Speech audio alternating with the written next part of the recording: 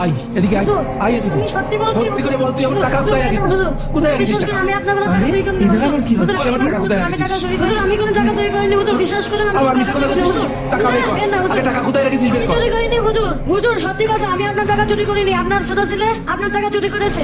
তুই টাকা চুরি করে আমাকে দোষ দিচ্ছিস কেন? আব্বু বিশ্বাস করেন, আমি আপনার টাকা চুরি করিনি। চুরি করেছে ও। ঠিক আছে, আমি ঘরে দোষ দেয় না। আপনি আমাকে বিনোদন শিখিয়েছেন, আমি এক্ষুনি আমার কাকুকে ডেকে নিয়ে আসতেছি। আমি মাদ্রাসার রানিং সেক্রেটারি, আর আমার ভাইদের গায়ে হাত দিয়েছে। ও কোন হুজুর? ওরা ঘুষে ফেলে দেবো। দাঁড়া, হুজুর আজকে কল্লা করবো। এই হুজুর, তুই আমার ভাইদের গায়ে হাত দিছিস কে? হ্যাঁ, আপনার ভাতিজা টাকা চুরি করেছে, তাই আমি মেরেছি। তুই কি আমার ভাইদের টাকা চুরি করতে দেখেছিস? না, আমি দেখিনি, ছাত্ররা সাক্ষী দিয়েছে। বাবা বাবা, আপনারা সাক্ষী দিল আর তুই আমার ভাইকে ধরে পারলি? তোর হাত আমি ভেঙে ফেলে দেবো। ভাইজান কি হয়েছে? আপনি হাফেজ সাহেবের গায়ে হাত তুলতে যাচ্ছেন কেন? আপনার হাফেজ সাহেব আমার ভাইকে তোর অপবাদ দিয়েছে এবং মেরেছে পর্যন্ত। কি হাফেজ সাহেব, এটা আমি কি শুনছি? আমার টাকা চুরি হয়েছে, ছাত্ররা সাক্ষী দিল ও টাকা চুরি করেছে, তাই আমি ওরে মেরেছি। আমি বিষয়টা দেখছি, মাদ্রাসায় সিসি ক্যামেরা আছে, কে টাকা চুরি করেছে সেটা আমি এখনই বের করে দিচ্ছি। এই রে, এবার তো ঝামেলা হয়ে যাবে। হাফেজ সাহেব আসেন আসেন, সিসি ক্যামেরা চেক করলেই বোঝা যাবে কে চুরি করেছে।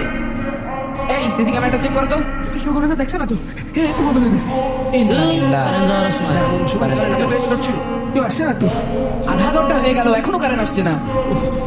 কাটাউটে কোনো ডিস্টার্ব হলো নাকি? এই হাফেজ সাহেব, আপনি একটু যাই দেখেন তো কাটাও ঠিক আছে কিনা। জি জি, যাচ্ছি। কিরে, তুই এখানে কেন? আব্বু আমি কিছু করিনি আব্বু, আমি দাঁড়িয়ে দেখছি। আর সুইচ বন্ধ কেন? আব্বু লাইনে মনে হয় কিছু সমস্যা আছে। আমি কিন্তু এসব কিছু করিনি আব্বু। আলহামদুলিল্লাহ।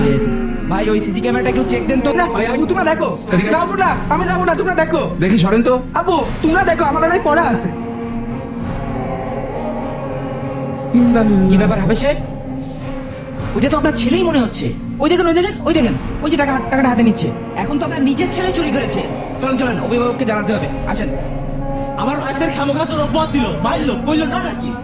ভাই আপনি চুপ করেন, রাগ করা তো সম্পূর্ণ হারাম। আল্লাহ রাসূল সাল্লাল্লাহু আলাইহি সাল্লাম বলছে তোমরা রাগ করো না, রাগ করো না, রাগ করো না। এভাবে উনি 3 বার বলছেন। আর হাফেজ সাহেব, আপনি যাচাই বাছাই ছাড়া একজন ছাত্রের গায়ে হাত তুলেছেন, এটা মোটেও ঠিক করেননি।